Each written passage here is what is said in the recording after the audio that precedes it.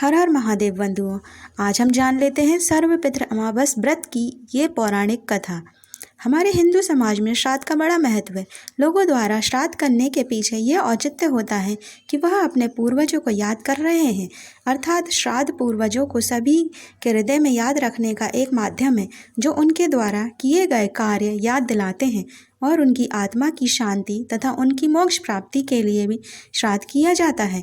इसी कारण पितरों का श्राद्ध करना महत्वपूर्ण होता है। श्राद्ध के पक्ष में सर्वपितृ अमावस्या को महत्वपूर्ण माना जाता है। इसके पीछे ये माना जाता है ये कि पितरों को विदा करने की आखिरी तिथि है और कोई ऐसा है जो श्राद्ध पक्ष में अपने पितरों को श्राद्ध नहीं कर पाया है तो वह सर्वपितृ अमावस के दिन भी श्राद्ध कर सकता है, क्योंकि यह माना जाता है कि सर्वपितृ अमावस्या के दिन अच्छा है। तथा आज हम यह जानेंगे कि सर्वपितृ अमावस्या के पीछे का क्या महत्व है और साथ ही इसकी पौराणिक कथा को भी जानेंगे।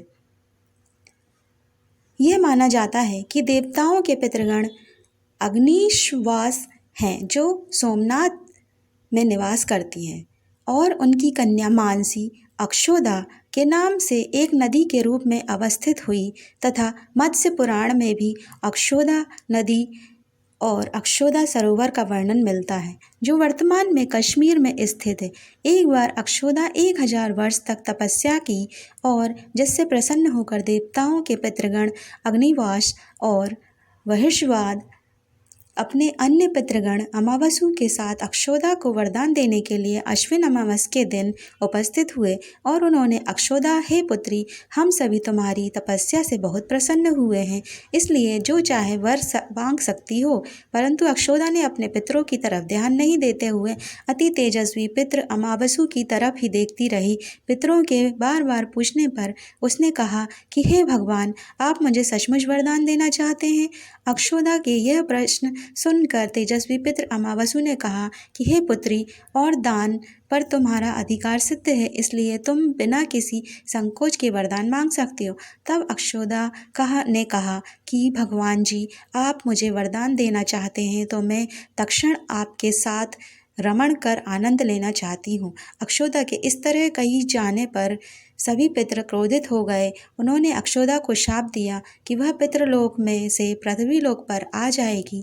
पितरों के इस तरह शाप देने पर अक्षोदा अपने पितरों के पैरों में गिरकर रोने लगी। सब पितरों को उस पर तरस आ गया और उन्होंने कहा कि तुम पतित योनि में श्राप मिलने के कारण मत्स्य कन्या के रूप में जन्म लोगी। तथा पितरों ने उसे आगे कहा कि तुम्हें महर्षि पराशर भगवान ब्रह्मा जी के वंशज पति के रूप में प्राप्त होंगे तथा तुम्हारे गर्भ से भगवान व्यास जी का जन्म होगा और इसके बाद अन्य दिव्य 100 में जन्म देती हुई तुम अंत को शराब मुक्त होकर वापस इंद्रलोक में ही आ जाओगी। पितरों के ये वचन सुनकर अक्षोदा शांत हुई और वरदान दिया कि इस अमावस की तिथि को अमावस के नाम से जाना जाएगा और जो भी किसी भी दिन किसी कारणवश श्राद्ध न कर पाए तो वह अमावस्या के दिन अर्थात सर्वपितृ अमावस्या के दिन तर्पण और श्राद्ध कर सकता है।